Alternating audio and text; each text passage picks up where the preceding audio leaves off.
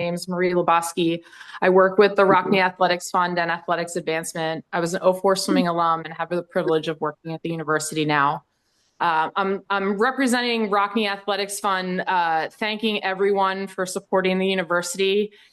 Rockne Athletics host these chats so members of the fund and alumni of the community feel connected to the program and the mission. We had this really unique opportunity for Mike to introduce himself not only to Rockne, but to the parents and the student athletes at the same time. So it's a really cool opportunity for us to all hear from Mike, with Grace leading the chat. We're here with Grace today because Grace was an intern in development this summer, and she shared a little bit of her aspirations to get into development/fundraising, which is what I get to do. So through the Rockne Athletics Fund, we've been able to let her have this platform to kind of host this fireside chat with Mike and start flexing that muscle or dipping her toe in the water of development a little bit. So thank you to Grace for this. And ultimately, I want to thank Sean Carroll for being a part of the logistics behind this. He's behind the scenes making things happen right now, but especially the Rockne Athletics Fund, William Mitchell, Sydney Kuhn, Hannah Thompson, and Shannon Longo for all they do behind the scenes to make sure the student athletes in the water have everything that they need. Grace, take it away. Awesome. Thanks so much, Marie. And I'm so thankful for this opportunity, as I loved my 6 weeks in development. It allowed me to see a different side of the university that allows me and many of us here athletes have an amazing experience. And so I'm so excited to host this chat tonight and allow everyone here on this call to get to know Mike a little more. From what I've gotten to talk to him, he's an amazing coach, has so much to offer Notre Dame, not just in the pool, but connects to this university, connects to the values, connects to the family in the community of this university. And so I'm so excited to get started on this chat. And so thank you for everyone who submitted questions. And we've combined them into common themes that we're going to highlight throughout this coaches chat. And we're super excited to get started. So our first question, Mike, is what attracted you to Notre Dame, and what about the Notre Dame family are you most excited about? Great question. I think it's actually, the answer to this question is, it's a little bittersweet from the standpoint of, to be honest, I was happy where I was. I was enjoying coaching where I was. And so when the opportunity presented itself, I started along and I got buy-in from my family to, it's a family decision with my daughter and my wife and my son and my parents that are in Georgia. And so we talked a lot about it. The thing that drew me, that really pulled me in a way to Notre Dame was, honestly, it was the seeing how everyone was affected by the previous year, because it showed a ton of concern about the program in a way that I hadn't experienced in any other program that I've been a part of. People were, I think the feelings are still there. I think there was some hurt that was still there from the men's team having been suspended. And just through the process, talking to alumni, speaking with people in the search committee, the focus was on character. I think they understood that, I was an accomplished coach, but I think the attention to trying to see what type of person I was and to see if I would be the one that would help in some of the healing that's continuing and the great character building and culture that's here at Notre Dame. So I think there was a constant focus of really trying to understand my character, and I appreciated that. And it came in so many ways and so many questions and so many different people through the interview process. And I just felt that was something that I hadn't experienced, and it just showed a care for what they want this program to be.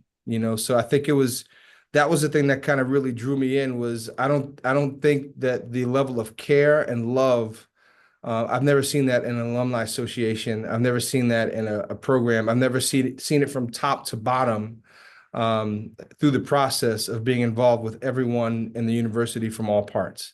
So that was something that really stood out to me, that I wanted to be a part of a program that would take that much care and concern to ensure that the program was strong, that the swimmers and the student athletes were well cared for, and that we're developing young leaders to go out into the world. And that's really, it fit well with my philosophy, my coaching philosophy.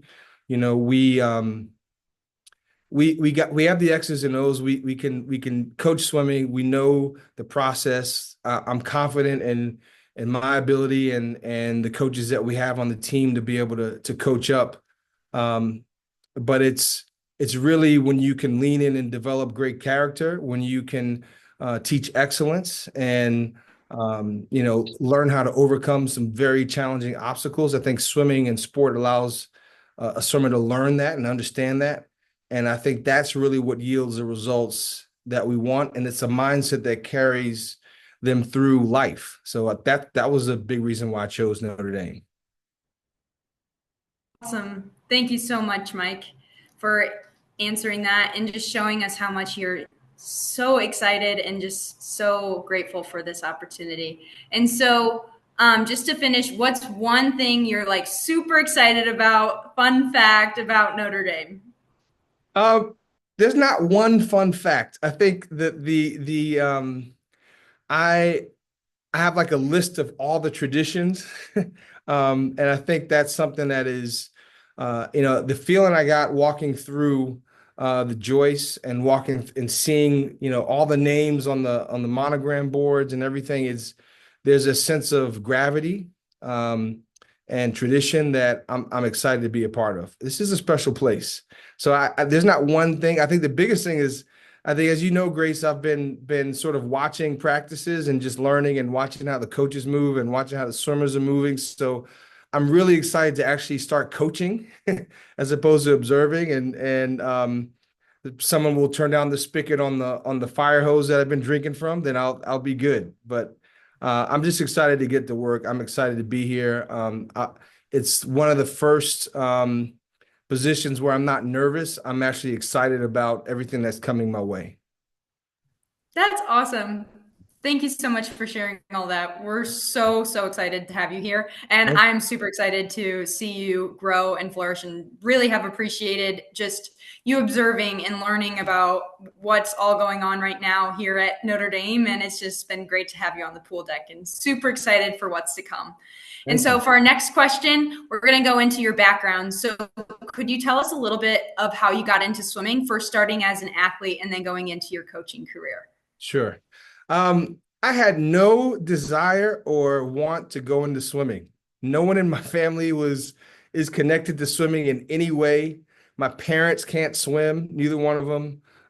So there was no, long lost uncle or cousin or family member that had anything to do with swimming. My dad played football. My dad played football and ran track, and my mom ran track. But it was just sort of, you're going to learn how to swim. So there was a learn to swim program in Hempstead, New York.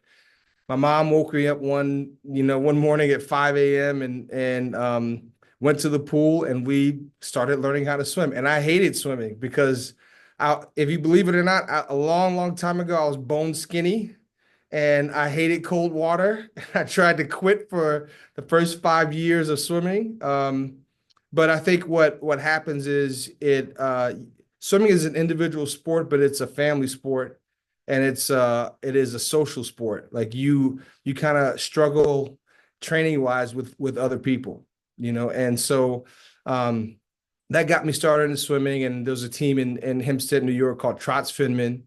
And I swam with them until I was about 13. And then when I was 13, I made what's called a zone all-star meet. So they take different regions of the country. And I saw a coach. So I'll give you some background. 40 years ago, swimming was very different. If you were an African-American swimmer, you were pigeonholed into being a sprinter. And so it was tough to find a place where you wanted to be taken care of in a way and to be fully developed. So I was at zones, in Buffalo, New York, and in 1988, and I saw Jim Ellis coaching Mid-Atlantic region. He was coaching, and he had African American swimmers that were swimming 500 free and 200 free and 200 IM, and they were killing it. And I hadn't ever seen that before. And so my dad went down there and reached out to him and said, "Hey, let's swim for a summer." And I did. I went down to Philadelphia, swam for a summer. I loved it. And after the summer, I asked my dad if I could move to Philadelphia permanently to train. And he said yes. And you know, we would commute back and forth between New York and Philly because my mom couldn't leave New York because she had a pension in place. So you know, the interesting thing about moving, and when I asked my dad why he allowed me to do that, why did he split up his family, move away from his wife so that I could swim? He told me I would never be able to live with myself if I didn't give you this opportunity. He wanted to give me a chance to swim, and that was a big part of that was my dad's upbringing. I mean, he's really the base of a lot of my culture and a lot of my patience, you know, because and I don't want to veer off course, but this is important to swimming and why I'm coaching and why I love what I do. But my dad was born into poverty in Mississippi. He picked cotton till he was 9, and then moved to Chicago. He was abused as a child, and then went to high school and was left with his aunt. And his aunt was injured and couldn't work. So my dad in high school worked at a bakery from 11 o'clock at night to 4 in the morning, carried a 4.0 GPA, played football, and ran track. He went to Ball State, and his scholarship did not cover living in the dorms. It was a different time back then. So he worked in a hotel, and he survived off of scraps that the hotel staff would help him out with. He 4.0 and track and a football athlete. In 3 years, he graduated, put my mom through school. And then went on to move to New York and was working on his PhD at Fordham University. And his PhD was in the cohesion of Chinese sentence structure. So it's of all the things you could study from Mississippi, it was pretty interesting. I remember cut and paste was literally cutting out and pasting on a piece of paper because we used to have to help him out with his PhD dissertation. But he worked for a couple of years, and I had an aunt and uncle that passed away, and they had two children. We adopted them. So my dad took a couple of years off of work to help out with the family. And then when he went back, they told him he had to start all over. It took my dad 13 years to get his PhD. And he worked at night to make sure that he had food on the table and that he could pay for his PhD. I hope I have as much resilience as he does. And along the way, he was kind to everyone. And the reason why I tell a story about my dad, because he could have chosen so many different ways to go and could have sort of blamed the world for a lot of things that he experienced. And so him coming to me when I wanted to go after a dream, he understood what that was, and that was just a part of who he is. And so that's what got me into swimming. And that's, you know, I trained hard in Philadelphia, eventually went to University of Georgia. And then when I left, you know, that was it. 2000, I was done and started raising a family and 2 beautiful children. So yeah, that's how I got into swimming. That's how I stayed in swimming. And I remember at 12, I tried to quit because I made the basketball team. And he said, "Let's see how swimming goes this year." And then, you know, I think I scored like top 10 in the country. And he's like, "You're not stopping swimming." So yeah. That's Yeah. awesome, Mike. Thank you so much for sharing. And I know that you have a very unique journey as you went into coaching. And what was that deciding factor that's actually gotten you here to Notre Dame? Wow. So after 2000 trials, I was done with swimming. I had trained so hard. I had my daughter and my wife and I were living in Atlanta. And it was like my daughter was like 3.5, almost 4, and she said, "It's time for you to teach your daughter how to swim." So took her to the pool, took her down to Washington Park in Atlanta, and I'm teaching her how to swim. And then I look up and there's like 12 boys are surrounding us, like, "Can you teach me how to swim? Can you teach me how to kick?" So I finished my daughter's lesson. I taught those kids how to swim. And then, I looked over at my wife. She's like, "You get 3 days, 3 days a week. That's all you get." And so I did for about a year and a half. I coached like Monday, Wednesday, and Friday because I had to be home for Saturday morning cartoons with my daughter. Um, and then so I coached at DeKalb Aquatics for about 3 years, a small club in Atlanta. And then I branched off and did my own thing and formed Metro Atlanta Aquatic Club, and just built that club up and had a lot of challenges through that process. Just the club scene in Atlanta in terms of swim clubs, on deck it's friendly, but off deck it's a business. It's they can be ruthless. So fighting to defend the club was big, and I learned a lot, and just learning how to deal with people, and just really supporting the people that are supporting you. And then got pulled into Georgia Tech, um, to coach college in 2018. And then the same person that pulled me into Georgia Tech, Neil, got a head coaching position at Georgia, and he pulled me over to Georgia. And so did 2 years there, and we did awesome. And now I'm here. Awesome. Thank you so much, Mike. And I think that's an amazing journey starting at the club scene. And what's one of the biggest takeaways you've gotten from your journey that you're going to apply here at Notre Dame? Wow, that's a great question. Um, I think my process and the path was, honestly, it was extremely difficult. It was extremely difficult. I didn't understand how difficult it would be until I was in it. And the reason why I say that is, I remember when I started the swim club, one of the coaches said, "It's going to take you 10 years, 7 days a week before you turn a profit and before you can pay yourself in this environment." He wasn't far off. It was it was challenging. There was one period that I feel like my swimming career helped me, and learning how to have patience through the process. And that was like we had I had a pool that we were using with the city, and the city didn't want any third party vendors there, so we had to look for another pool. Had to find a pool, found someone that was willing to sell a tent. We put a tent over it. But I could not afford to cover my salary and the coaches, and I couldn't afford to fire the coaches.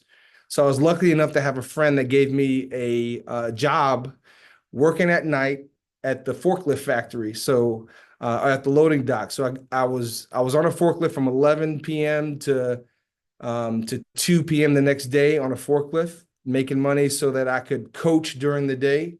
I did that for about a year. I'd coach from 11 to 2, and then I would be on a forklift from 11 at night to 2 in the afternoon. Then I'd coach from 3:30 to 7:30, take a couple hours sleep, and then go back to it. I did that for about a year. And that was one of the most difficult times of my life because I didn't see my family. It was just difficult. Like, it was hard. We were coaching, but there's a point where you're like, what's the end to this? And so I feel like, having come through that, you have an appreciation for the people who are in that life and don't really have an escape out of it. People that are working hourly, but also the opportunities that are presented to you. It's just, you really have to have gratitude in everything that's presented. So, you look at the world with fresh eyes. So I was excited to work at Georgia Tech when I got that position. And I remember how difficult it was financially, because it was right before Christmas, and my daughter, I was talking to my wife and I said, "What do you want?"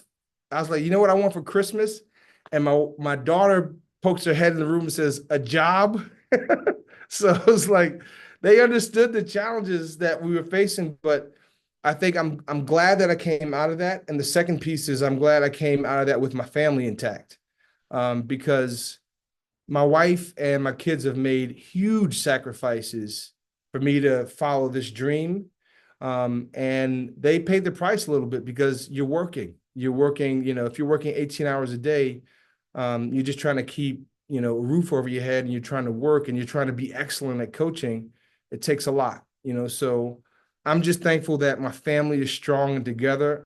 I think it made us stronger going through that process. Um, we love each other. It's awesome. And they were super supportive of this. And I don't think they would have been as supportive of this if they hadn't gone through the process of when I was trying to build a career. That's awesome. That really makes me think of one thing that Tim Welsh always said was his greatest, value was to love one another. And you exude that with your family, and family is like such a huge thing here at Notre Dame, as so many people have come on this call and have felt that community here at Notre Dame, whether that be in the broader Notre Dame community, but also the tight-knit Notre Dame swimming and diving community. And so to finish off this last section about your own background, out of all that you've accomplished, what are you most proud of in your coaching career? There are two things that are sort of tethered that I'm most proud of. A lot of coaches, you can have a swimmer that does an amazing swim, and they make it to the Olympics, or they win a world championship, whatever the accomplishment is. Those are amazing. And I've had those moments. That's awesome. That what I'm most proud of is the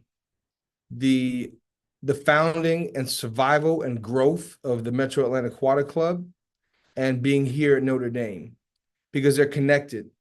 The amount of when you don't have resources, at the club level, the only thing you have is your ability to give attention and love and outcoach, because everyone else around you has better facilities. They have the name, they have the tradition, they have the recognition. You don't have any of that.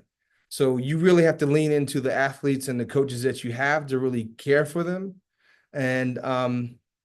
And the vision for the Metro Atlanta Aquatic Club was to bring people from all walks of life, different backgrounds, Black, white, Asian, Latino, everyone from any way that people are described, to bring them together, and give care and attention to the people that you coach, because we needed them to have sleepovers. We needed the parents to have potluck, because they need to see each other's humanity. And I think that was important for me, for the club, for them to be able to be together and really understand and see each other as human beings.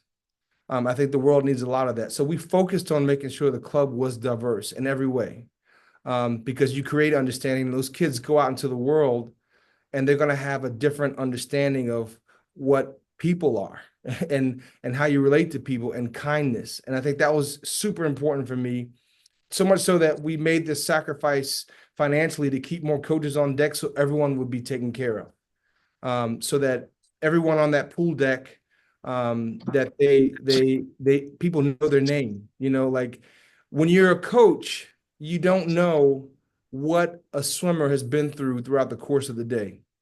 Like in age group, a kid that's in middle school may have been bullied, or may have had like the worst day, but a coach can come in and smile and give positivity, and that can be the thing that keeps a kid going.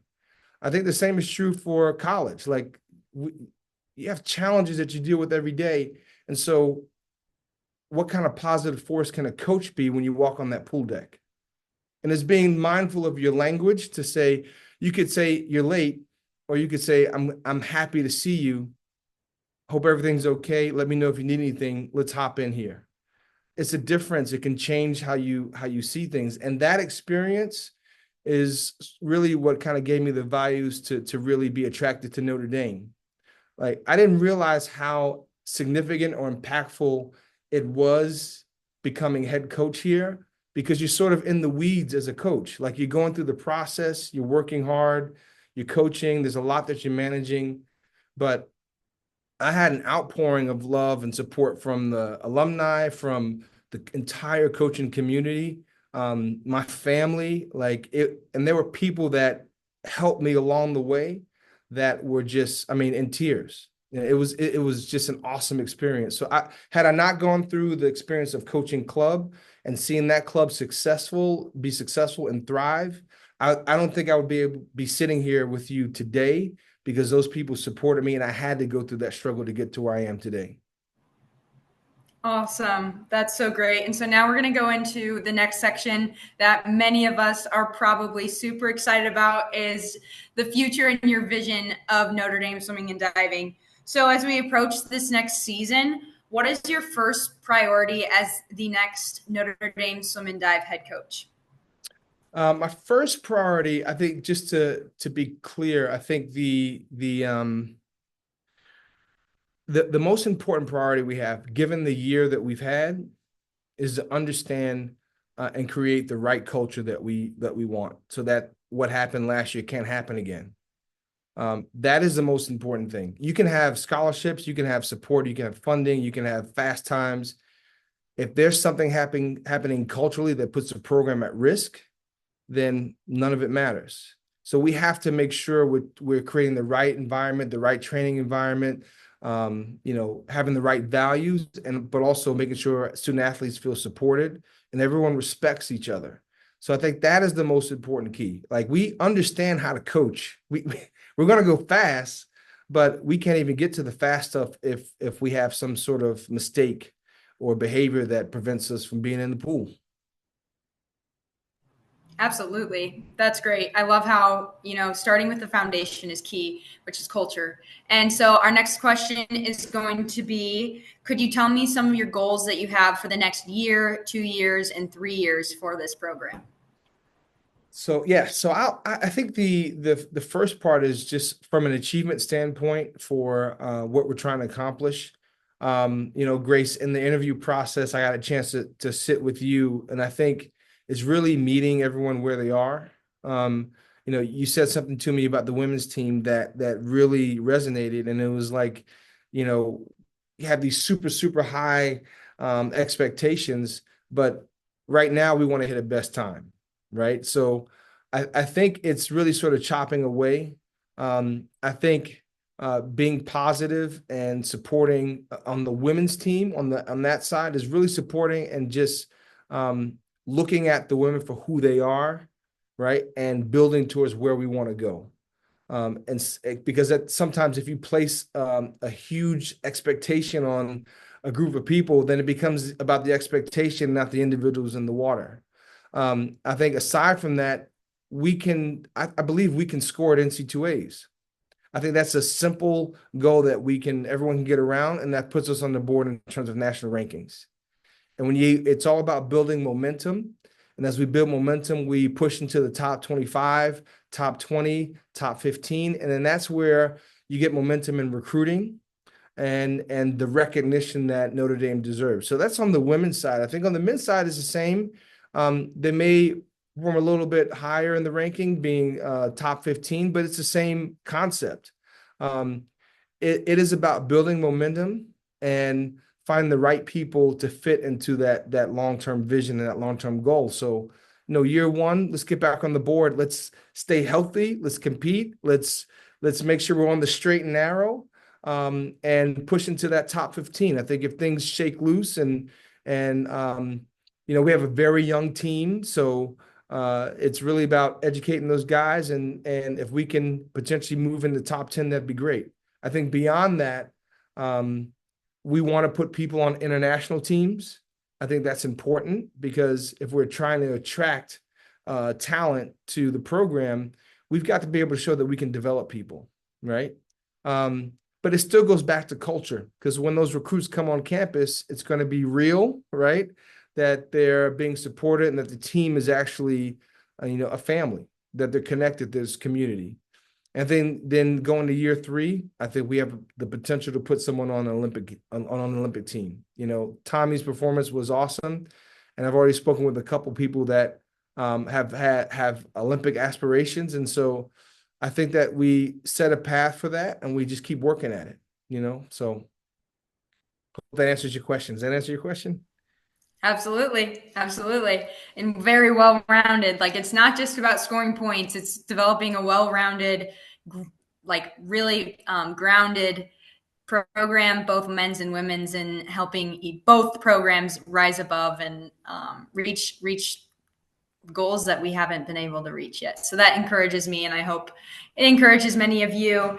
And when do you see, like we said, 1, 2, 3 years, you said both programs being consistently top 15 in the nation? Do you see those coming together as one, or eventually do you believe that they're going to be both top 15? Okay. I'll be brutally honest on this question, because I think it's something that we coaches thinking about all the time. As a coaching staff, can we accomplish that? Do we have the skill, knowledge, and ability to do that? Absolutely. No doubt. The landscape has changed. 2024 was a different year. We're in a different phase right now. NIL and House have changed the landscape.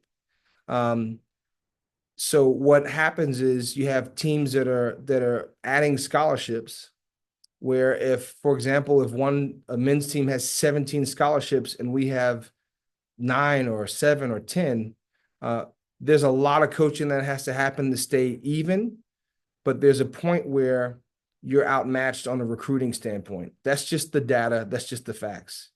So right now in this year, I think we're going to do great. My concern is that if the scholarship numbers aren't where they need to be, where we can compete for the other 15 schools or teams that are building those and increasing those scholarships, it puts us at a disadvantage. There are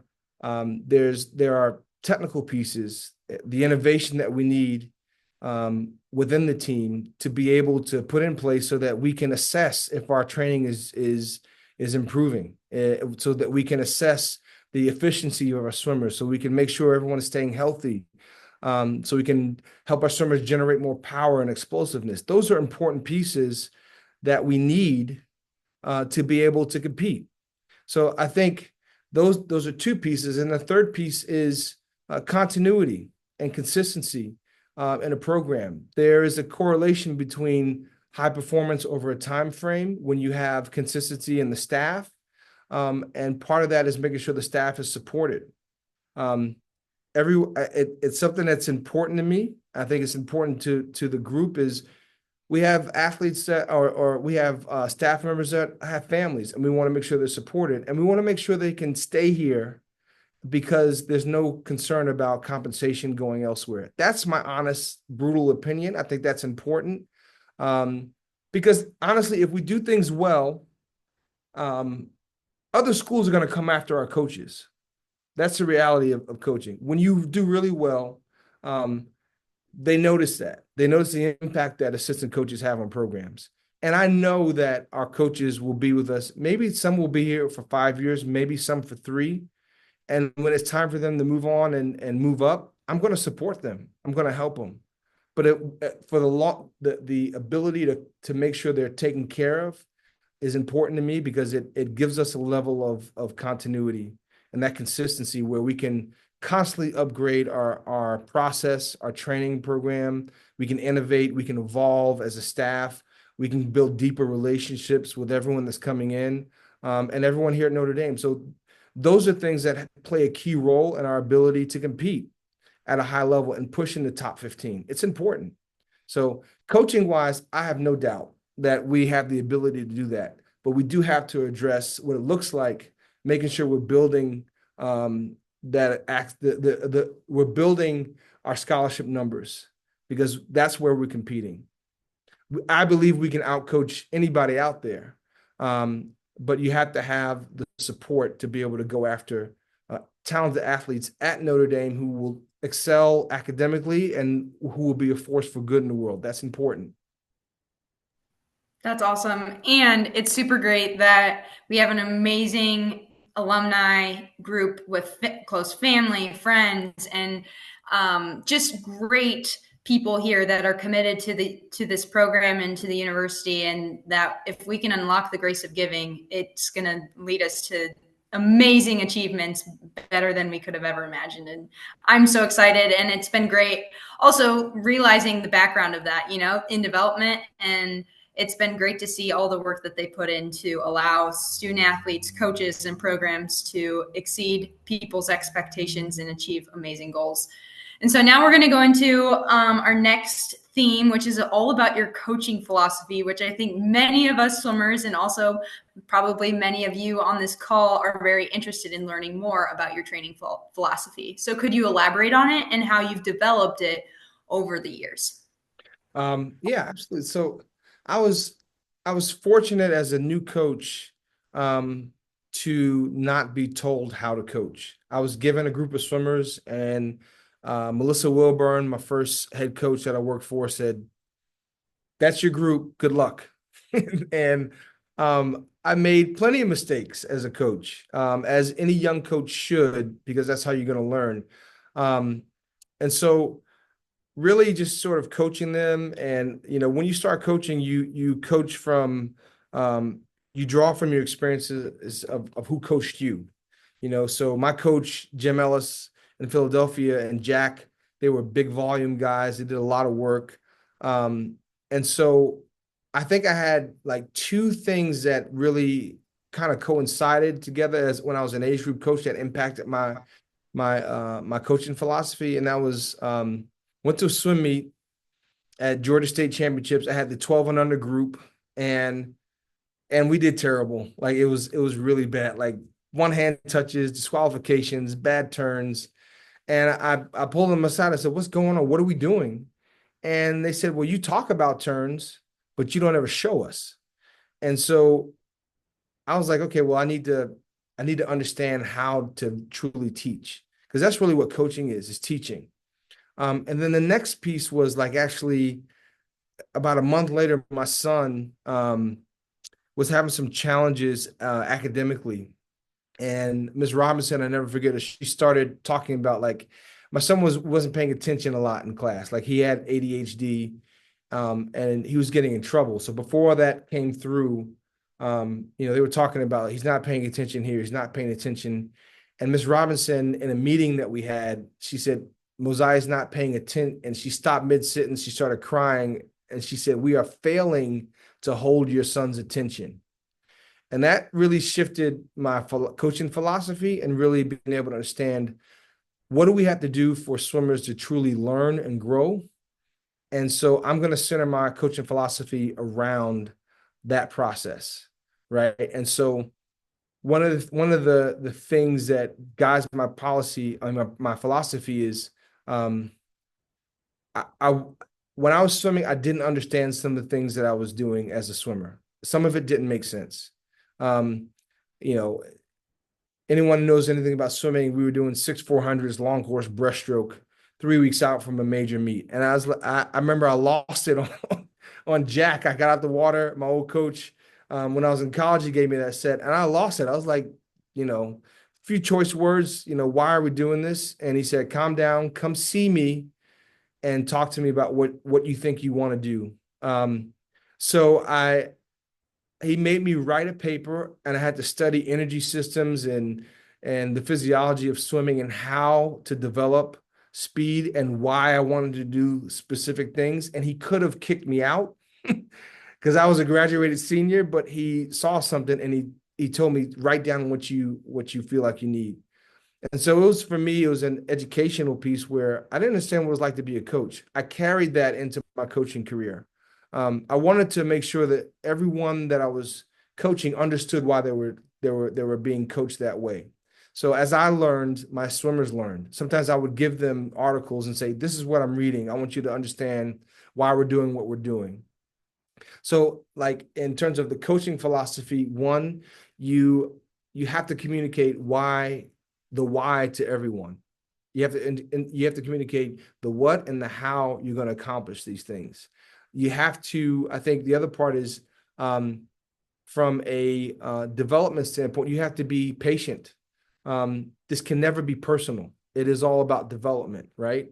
And so how you communicate what you want them to learn has to be in a way that they understand.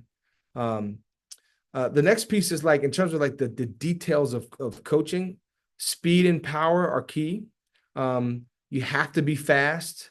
You have to be powerful, especially in short course swimming. Your skills have to be incredible, flawless. How you turn, streamline, break out off the wall, and then in terms of like the conditioning piece, you really have to understand how to progress a swimmer through a season. There are, not to get too technical, but every type of work that you do has a residual effect. If you're doing aerobic capacity work, that lasts for about 30 days after you stop. So you have to understand when these things happen, and you have to plan a season backwards. So I think for me, it's really about the swimmers. It's really about who am I coaching and where are they? Because I know I can coach a distance swimmer. I know I can coach a sprinter. I know I can coach anyone that's in that pool, and I know I can design a season plan for that. But the thing is, who is that swimmer and what they're experiencing? Like, for example, at Notre Dame, this is a difficult school academically. What does a week look like for someone who has to perform academically and perform athletically? How do we put a season together so they don't feel completely exhausted by the time they get to October? So they're not sick by the time they get to October. Well, it takes planning and process and thought through that, and being willing to adjust and having a dynamic plan that touches all the pieces that they're going to need. And the key is to get to the competition to a point where we always used to say, like, hope is a bad word. Like, you don't want to get on the block and hope that you do well. That means there's doubt. So knowing that you've done everything you needed to do to be on that block is important, and getting on that block and knowing that you don't have to think, and because we want you to race, we want you to enjoy the actual competition. The other piece is we have to ensure that mentally our athletes are good. They're in a good space from a mental health standpoint. And we did a lot of work at my last two places to take away the stigma of seeking help. It's super important because our swimmers are dealing with so much, especially having COVID. We're still seeing the impacts of the social connection and seeing that show up in training. We're seeing it show up in recruiting. So like really having a swimmer that feels supported, and that we're making right decisions. If someone comes in and they're not swimming well, the first step shouldn't be pick it up. It needs to be like, okay, what's happening here? Why is this person is normally good? What are we doing? What's happening with this swimmer? So I think really understanding where a swimmer is will help you in the process of coaching, and you have to have flexibility. So I think that it's a lot. I can nerd out on swimming. I'm sorry. But I think the philosophy is really based around the individual. And then how do you develop a team to move forward? How do you compete together? I think that's important. 100% agree. That's all amazing, amazing tidbits that I think will really connect with our team and where we are and how to move forward. Super excited. And you kind of highlighted that swimming is definitely difficult. You look at a black line for how many meters, and also at Notre Dame, it's a rigorous sport at a rigorous university. And so sometimes it can be hard to find success outside of dropping time. How would you define success in your opinion? I think we have to be cognizant of the fact that that ultimately swimmers do judge themselves on time, right? That is a fact. Like, I think people want to swim faster, and that's something that's awesome about our sport, is that it isn't subjective. There's no judging to it. There's you hit a time, you get faster. I think the success beyond doing a fast time is the resiliency that you develop if you don't hit the fast time. Is how do you move from the grief of not hitting that time to how do we prepare and get better the next time? I think success can be, you might not have hit the fast time on day one of a meet, but your team needs you. So your success can be that you overcame that difficult swim and you reset and got ready for the next race. I think there are successes in the pool every day. Like there are days where you're not going to be as fast as you were the previous week. So there's so many factors like like if you're tired and you don't have the speed, you can work technique. You can improve that every day. You can improve turns, you can improve underwaters, you can improve being on time, you can be a positive force for the people around you. So I think there are different ways that you have to look at success. And all those things, if done well, can contribute to a time drop. So they're sort of interconnected when you look at the success of the program, right? Awesome. So true. So true. And very encouraging as we go into this next year. And we've learned that you are really dedicated to developing your athletes to their highest potential in only 4 years, as most of us are only here for 4 years. But how do you identify areas of improvement and then communicate them with your athletes to help them know that you're supporting them and believe in them to make these improvements? Well, that's a great question. You know, sort of what we're doing right now. I haven't, if to everyone on this call, I have not had a stopwatch out of my pocket. I haven't been coaching anything because I'm trying to learn how everyone moves on that pool deck. You have to observe. You have to take a step back and sort of take a wider perspective of what does this practice look like, and then you can zone into the individual. I think that development requires building a relationship and building trust. When you start coaching, first it's by faith. Like you're hoping that I'm gonna say the right things to you, and you're hoping that I'm gonna do it right. But then eventually you trust. And trust travels at the speed of relationships. So you have to do the work of really understanding where people are, and really having those conversations, and really listening and being present when they're talking to you. Um, because if you have that connection, and if you have that trust and you have the relationship, then as a coach, you'll do anything for your swimmers. And it goes the same way. The swimmer will do the same. And you have to know, I think swimmers have to understand, I think the biggest thing as a coach is your value as a human being is not determined by how fast you are. Right. The thing that we have to do is make sure everyone is committed to the process, and that there is love, respect, and the community that already exists at Notre Dame. I think those are the most important pieces. And if you can think about things in terms of a team, it changes a lot of the behavior that you have. Go from being super individual to thinking about how will this improve my team, right? But in that process, you have to take care of the individual, and you have to walk the way that you expect your swimmers to walk. If you have high standards and you have values, and you have to be an example of that. The other day we talked about swimmers being on deck 10 minutes before practice starts. Coaches can't walk on deck a minute before practice starts and hold you to a standard of being there 10 minutes before. So I think we're joined at the hip and the expectations that we have. Absolutely, absolutely. So, as we wrap up this call, I just want to say thank you all for joining this call and just showing your support for this program and allowing, Rockne to help this program and bring it to new heights. And it's all with them and your support. And so, just as we finish, Hey, Grace, before you yeah, finish, can I say one thing? absolutely, Carl. So I would love everybody on video to raise your hand if you like Mike better in blue and gold than red. All right. And two, he's been quite modest tonight, because everyone we've talked to in this process says he's a world-class swim coach and a better human being. So welcome, Mike. Thank you. Thank you. 100%, 100%. And so, for our final question that many of us are interested in, how can alumni, family, and friends of the program help you find sustainability and success as you become the Notre Dame swim and dive coach? Thank you. I think understanding the process of, well, let me back up. Sustainability for the program, we have, we operate off of a budget and we need scholarships.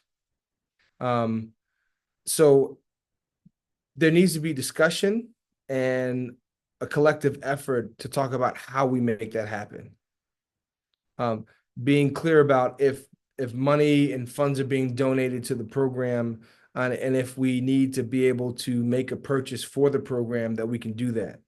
I don't understand all the mechanisms as of yet, but I think that's important. I think just being able to ensure that in 10 years we're still here. So what does that look like? It takes communication with the athletic department. And I think the biggest thing is if there's a process to help and enrich the program, to support the program, to be able to be competitive with other programs, then I think we just need to have discussions around that and what that looks like. What are the mechanisms to ensure that we can build scholarship so that we have access to being able to make investment in the program in every way, and having the flexibility to do that. I think that's what needs to happen. I think everyone on this call is,